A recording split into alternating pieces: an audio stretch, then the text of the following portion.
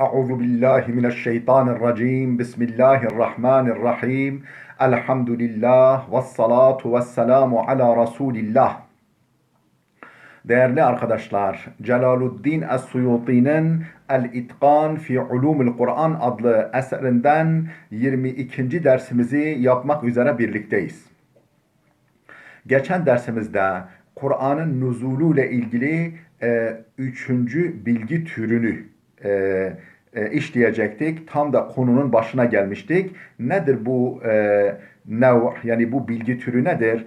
En-nev'u salis, üçüncü bilgi türü, ma'rifetun nehari ve leyliyi. Gündüz inen vahiyleri ve gece inen vahiyleri tanımak, bilmek.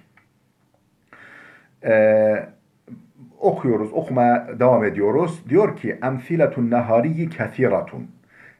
Gündüz inen vahiylerin örnekleri pek çoktur. Yani neredeyse tamamına yakın Kur'an-ı Kerim gündüz inmiştir.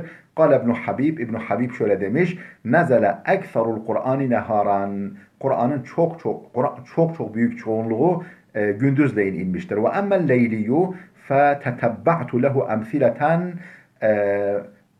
Geceleyin inen vahiylere gelince ve emmel leyliyu, ona leyli denir, yani geceleyin inen vahiylere gelince fetetebba'tu lehu emsileten, onun bazı örneklerini araştırdım. Minha ayetu tahvilil kıbla, işte o ayetlerden, o araştırdığım örnek ayetlerden bir tanesi kıble değişikliği ayetidir. Fefis sahihayn, nitekim Buhari ve Müslim'de şöyle geçiyor: men min hadis İbn Umar'a, İbn Ömer'den gelen hadiste, rivayette diyor ki İbn Ömer: "Beynemen nasu bi Quba'in fi salatı subhi iz atahum atin." İz beynemen nasu bi Quba'in, insanlar Kuba'dayken, Kuba kasabası var, Medine çok yakın. İnsanlar oradayken fi salatı subhi, sabah namazında, iz atahum atin, o anda oraya bir kişi geldi. O Kuba'ya bir kişi geldi sabah namazı vaktinde. Fekale innen nebiyye sallallahu aleyhi ve selleme kad unzile ileyhi leylete Kur'anun. Dedi ki bu gece Peygamber sallallahu aleyhi ve selleme bir vahiy indi, bir Kur'an parçası indi. Ve kad umira en yestakbilel kıblete, ve kıbleye, yani Kabe'ye yönelmesi namazda kendisine emrolundu, kendisine emredildi dedi. وَرَوَى Müslimun. Müslim'de de şöyle bir rivayet geçiyor. An Enes'in, Hazreti Enes'ten naklen, ennen nebiyye sallallahu aleyhi ve selleme kâne yusalli nahve beytil makdisi. Peygamber sallallahu aleyhi ve sellem Beytül Makdis tarafına yönelerek, o cihete yönelerek namaz kılıyordu. Fenezelet derken bu ayet indi. Kad nera tekalluba vechike fis sema ila ahiriha, ayete Bakara 144. Yani kat nara tekalluba vechike fis sema, senin gözünü, yüzünü yukarıya, semaya doğru kaldırarak böyle bu konuda bir değişiklik beklentisine girdiğini biz görüyoruz. Yani bir kıble değişikliği olsun, yani ben Kabe'ye yöneleyim diye böyle bir arzu düşüncesiyle efendim gözünü, yüzünü semaya çevirdiğini biz görüyoruz. Bakara 144. فَمَرَّ الرَّجُلُ مِنْ بَنِي سَلَمَةَ وَهُوَ رُكُوعٌ فِي صَلَاةِ الْفَجْرِ وَقَدْ صَلُّوا رَكْعَةً فَنَادَى فَمَرَّ الرَّجُلُ مِنْ بَنِي سَلَمَةَ, o anda Benu Seleme'den bir adam geçti. وَهُمْ رُكُوعٌ فِي صَلَاةِ الْفَجْرِ, insanlar fecir, yani sabah namazında rukudeyken, yani böyle eğilmiş vaziyetteyken sabah namazında, vakat sallav rek'aten, bir rekat namaz kılmışlardı. İkinci rekatın rukuunda idiler. Fenada, şöyle seslendi: Ela innel kıblete kad huvvilat. Haberiniz olsun, kıble değişti. Kıble değişmiş. Femalu kulluhum nahvel kıbleti. Herkes femalu kulluhum nahvel kıbleti, bütün oradakiler kıbleye yöneldiler. Yani Kabe'ye yöneldiler. Lakin fis sahihayn anil Bera, fakat sahihayn'da, yani Buhari ve Müslim'de Bera bin Azib'den şöyle bir rivayet var. İnnen nebiyye sallallahu aleyhi ve selleme qibelel enne nebiyye sallallahu aleyhi ve sellem qibele beytil makdisi 16 ev 17 şehran. Peygamber sallallahu aleyhi ve sellem 16 veya 17 ay Mescid-i Aksa'ya yönelik namaz kıldı. Salla qibele beytil makdisi 16 ev 17 şehran, yani Medine hicret ettikten sonra efendim bu kadar zaman 16 veya 17 ay Mescid-i Kudüs'e doğru namaz kıldı. Ve kâne yu'cibuhu en tekune kıbletuhu qibelel beyt. Fakat istiyordu ki, arzu ediyordu ki kıblesi Beytullah'a, yani Mekke'deki Beytullah'a yönelik olsun. Ve ennehu evvelu salatin sallaha el-asru ve ennehu evvelu salatin sallaha el-asru ve salla ma'ahu kavmun. Bu ilk namazdı, yani Kabe'ye doğru yöneldiği ilk namazdı, ikindi namazı. Ve salla ma'ahu kavmun, bir grup insan da onunla beraber namaz kılıyordu. Namaz kıldı. Feharaca raculun mimmen salla ma'ahu, onunla beraber ikindi namazını kılan bir kimse çıktı. Femerra ala ehlil mescidi, mescid, yani mescid halkına uğradı. Hangi mescid? Mescid-i Kuba. Mescid-i Kuba ehline, oradaki cemaate uğradı. Ve hum raki'une, rükudeydiler. Fekale eşhedü billah lekad sallaytu ma'a Rasulillahi qibelel Ka'be. Allah için şahitlik ederim. Yani Allah hakkı için şahitlik ederim ki lekad sallaytu ma'a Rasulillahi qibelel Ka'beti. Ben Resulullah'la beraber efendim Kabe'ye yönelerek namaz kıldım. Fedaru kemahum qibelel beyt. Yani oldukları gibi, oldukları halde onlar qibelel beyt, Kabe tarafına yöneldiler onlar da. فَهَذَا يَقْتَضِ اَنَّهَا نَزَلَتْ نَهَارًا بَيْنَ الظُّهْرِ وَالْعَصْرِ. Bu neyi gerektiriyor? Bu ayet, yani bu kıble değişikliğine ilişkin ayet, نَزَلَتْ نَهَارًا gündüzleyin inmiştir. بَيْنَ الظُّهْرِ وَالْعَصْرِ, efendim öğlenle ikindi arasında gündüzleyin indiğini gösteriyor. Yani çünkü ikindiyi kılıyor, efendim yani namaz vaktinde, yani ikindi namazı vaktinde efendim Kuba'daki mescide yetişiyor.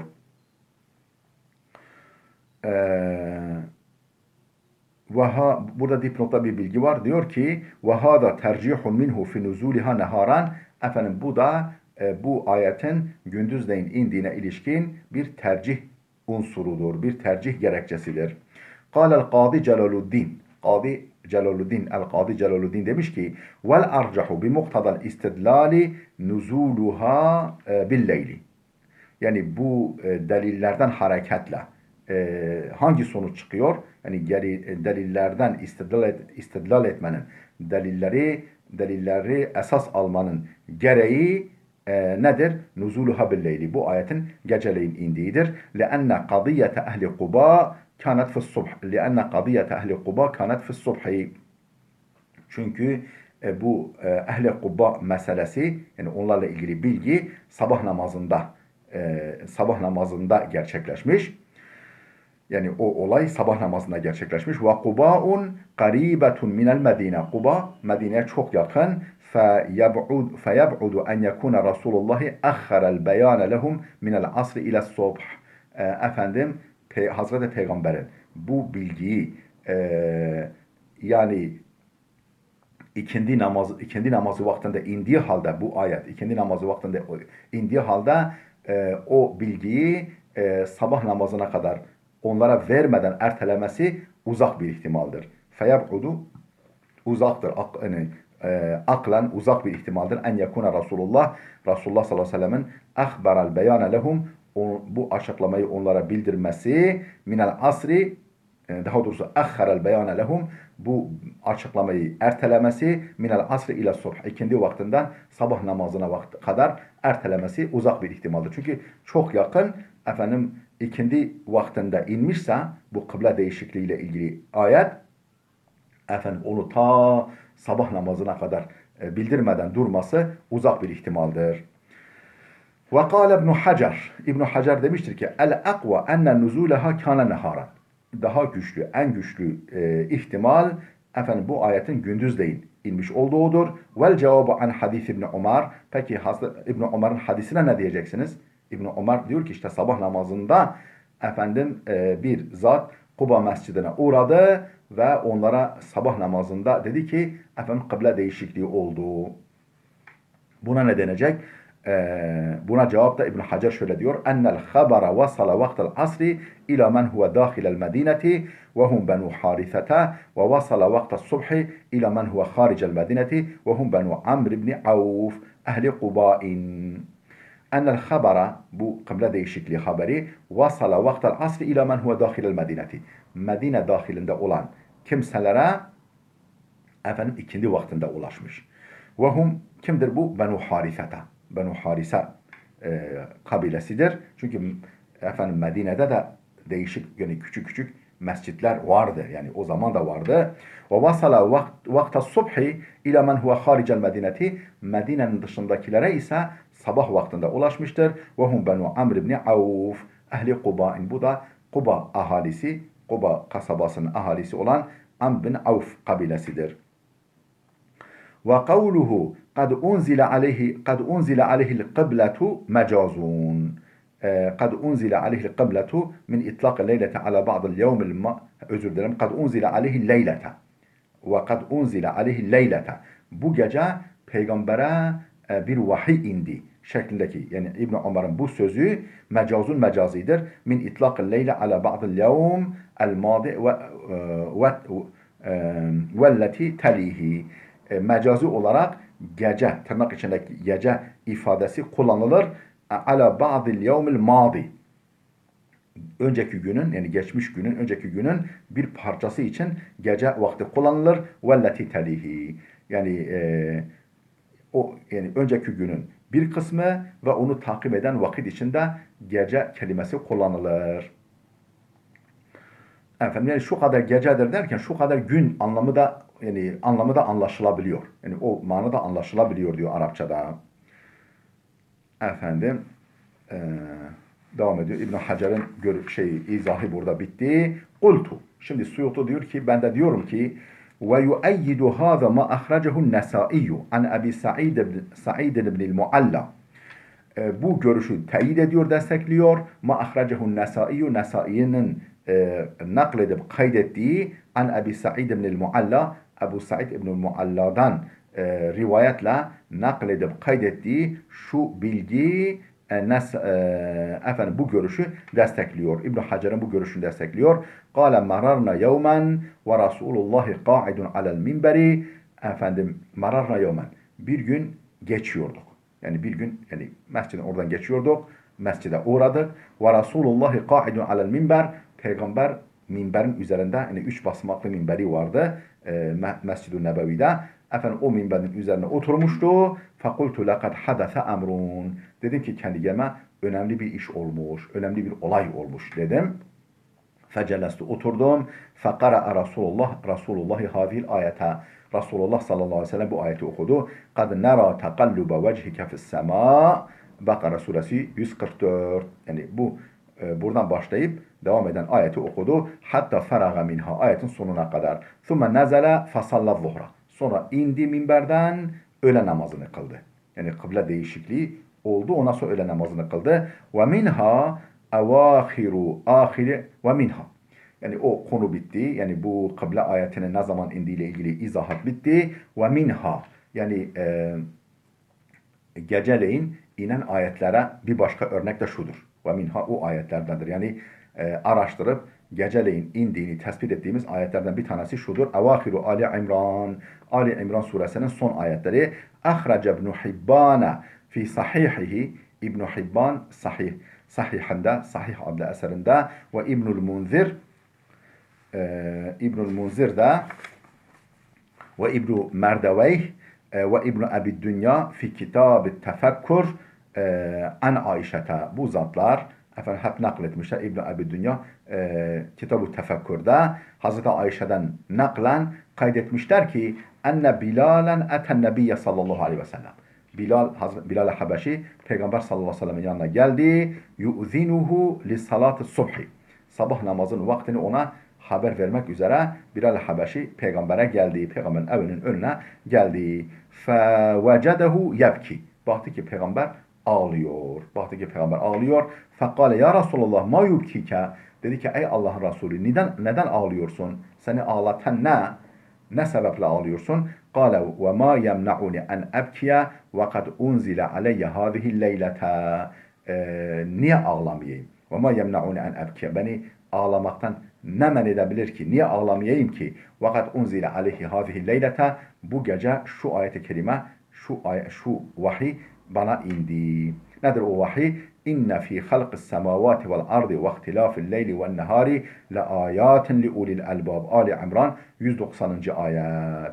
Yani göklerin ve yerin yaratılışında, gece ve gündüzün değişmesinde, peş peşe gelmesinde ve uzayıp kısalmasında vardır, bulunmaktadır. La ayatin li ulil albab. Akıl sahipleri için ayetler vardır, ibretler vardır, dersler vardır. Ayeti indi. Thumme kâle Sonra böyle dedi, bana böyle cevap verdi. Sonra şöyle buyurdu Peygamber. Veylun limen qara'aha ve lem yetefekkar.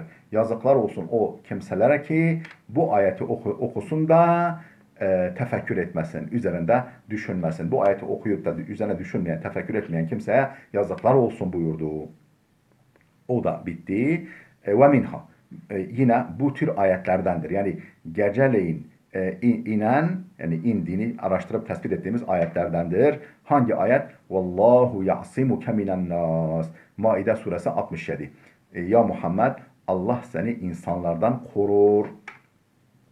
Ahrecet Tirmiziyu, Tirmizi rivayet edip kaydetmiş. Vel hakimu, hakim de Mustedrek'inde ana Ayşe'de, Hazreti Ayşe'den naklen. Galet şöyle demiş Hazreti Ayşe. Kânen nebiyyü sallallahu aleyhi ve selleme yuhrasu hatta nezelet. Peygamber sallallahu aleyhi ve sellem korunuyordu. Nasıl korunuyordu? Nöbetçiler tarafından korunuyordu. Nöbetçiler tarafından, korumalar tarafından korunuyordu. Nöbetçiler tarafından hatta nezelet. Bu Allahu ya'simuke minen nas ayeti ininceye kadar. Fe ahraca ra'sehu minel kubbe. Peygamber sallallahu aleyhi ve sellem başını çadırdan dışarı çıkardı. Herhalde bir seferdedir. Başını çadırdan dışarıya çıkardı. Fekale eyyühen nas. Ey insanlar dedi. İnsarifu, dağılın. Yani o işte nöbet tutan oradaki sahabiler dedi ki insarifu, gidin dağılın. Fakat asamani Allah. Allah beni korumuştur. Allah beni korumayı garanti etmiştir. Ve ahrecet Tabaraniyu an İsmet ibn Malik el-Hatmiyi. Taberani Asmat bin Malik el-Hatmi'den naklen kaydetmiş ki kâle Asmat şöyle demiş. Kunna nahrusu Rasulallahi billeyli. Biz geceleyin peygamberi koruyorduk. Peygamberine nöbet tutuyorduk. Hatta nezelet. Bu ayet ininceye kadar. Vallahu ya'simuke minen nas ayeti ininceye kadar. Feterekel harasa. Feterekel harasa. Korumaları bıraktı peygamber. Korumaları, görevlendirmeyi bıraktı. Ve minha. Bu geceleyin, yani araştırıp geceleyin indiğini tespit ettiğimiz ayetlerdendir. Suratul En'am. En'am suresi. Ahrecet Tabarani ve Ebu Ubeyd. Tabarani ve Ebu Ubeyd nakletmişler ve kaydetmişler ki fi fadailihi, Fadail adlı eserinde an İbn Abbas, İbn Abbas'tan naklen kâle İbn Abbas demiştir ki nezelet suratul en'ami bi Mekke'te leylen. En'am suresi Mekke'de geceleyin indi. Cümleten, toptan, geceleyin toptan Mekke'de indi. Havleha seb'une elfe melekin. Etrafında, yani böyle uğurlarken, böyle ona eşlik eder vaziyette 70.000 melek yec'arûne bit tesbih. Tesbihle çınlatarak, yani tesbihle haykırarak, Allah'ı tesbih ederek, tenzih ederek, Subhanallah, Allahu Ekber diyerek ona eşlik eder vaziyette etrafında 70.000 melekle bir gece vakti Mekke'de En'am suresi toptan indi. Ve minha. Bu ayetlerdendir. Yani hangi ayet? Geceleyin inen ayetlerdendir. Suratu Meryem, Meryem suresi. Ravat Tabaraniyu an Abi Meryem el-Gassani. Taberani Ebu Meryem el-Gassani'den rivayet etmiştir ki قال Ebu Meryem şöyle demiş. Eteytu Rasulallahi fakult. Ben Resulullah'ın yanına vardım. Fakultu dedim ki vulidet li el-leylete cariyetun. Bu gece benim bir kız çocuğum oldu. Fakale vel-leylete unzilet aleyye suratu Meryem. Bu gece bana Meryem suresi indi. Semmiha Meryem'e. O kızının adını Meryem koy. Yani onun adı Meryem olsun. Bundan anlıyoruz ki Meryem suresi geceleyin inmiştir. Efendim.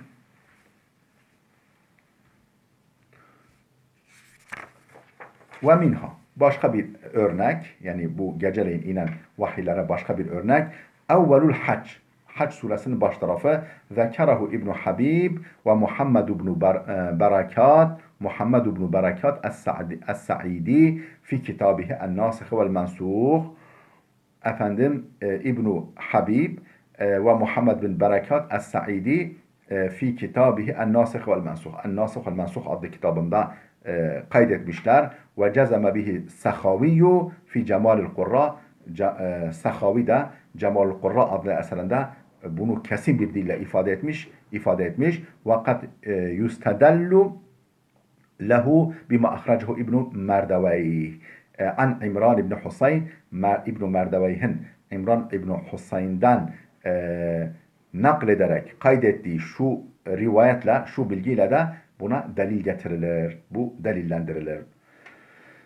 İspat edilir. Enneha nezelet ve nebiyyü sallallahu aleyhi ve sellem. Bu yani Hac suresinin son tarafı peygamber seferdeyken indi. Vakat na'asa ba'dul kavmi. Bazı insanlar yani o seferdeki bazı insanlar böyle uyukluyorlardı. Ve teferraka ba'duhum. Bir kısmı da dağılmışlardı. Ferafa'a biha savtehu. Peygamber aleyhisselam Hac suresinin son kısmıyla yani son kısmını yüksek sesle okudu. Yani onu okumak vesilesiyle sesini yükseltti. El-hadise.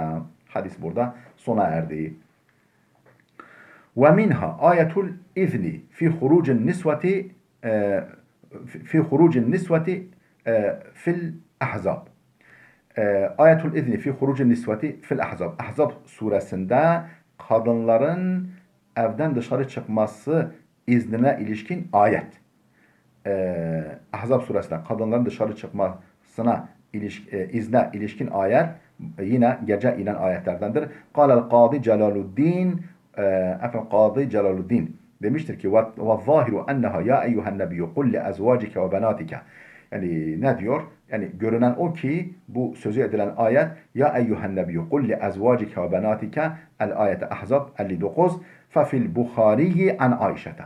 Bukhari'den naklen, Hazreti Ayşe'den naklen Bukhari'de yer alan şu bilgi var. Ve haracet sevdetu ba'dema duribel hicabu li hacetiha. Yani bu kadınların örtülmesi meselesi. Kadınların örtülmesi ve efendim dışarıya çıkmamaları, artık peygamber hanımlarının böyle mazeresi dışarı çıkmamalarına ilişkin ayet indi. Sevda yani peygamberimizin böyle yaşlı bir hanımı var. Hazreti Hatice'den sonra evlendiği. Böyle yetimlerine, çocuklara baksın diye. Efendim o Sevda hanım, annemiz ihtiyacı için dışarı çıktı geceleyin. Ve kânet imra'aten cesimeten böyle iri yarı yani cüssece, bedence büyükçe bir hanımefendiydi. La tahfa ala men ya'rifuha. Onu daha önce yani gören herkes bilirdi. Onun Sevda olduğunu bilirdi. Fara'ahu Umaru. Hazreti Ömer onu gördü. Fekale ya Sevdetu ama vallahi ma tahfeyna aleyna. Ya Sevda dedi. Yaşlı bir annemiz. Efendim vallahi biz seni tanıdık. Biz seni tanıdık. Sen yani gizli kalmazsın. Fanzuri keyfe tehrucina. Şu halde nasıl çıktığına dikkat et.